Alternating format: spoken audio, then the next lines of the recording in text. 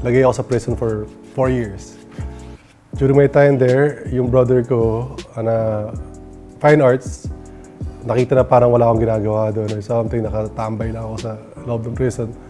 Binigyan niya lang ako ng paper, tapos sabi niya, mag-start ka kaya do something na parang like drawing or you know. So from there, yung mga kasama ko doon, dinadraw ko mga objects, mga ganyan. Tapos, yun nga, sabi ng kuya ko, try mo kaya mag-painting dyan. Pero nung una, bawal eh. Bawal ang brush doon eh. So, ginawa namin, yung paint tsaka yung canvas, okay kasi allowed. Pero dahil bawal yung brush, gumawa kami ng parang secret pocket doon sa baonan ko, parang lunchbox ko.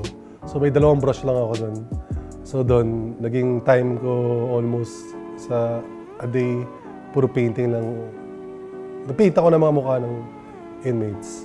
Na-inspire ako sa isang artist, international artist, na gumawa ng maraming portrait na black and white.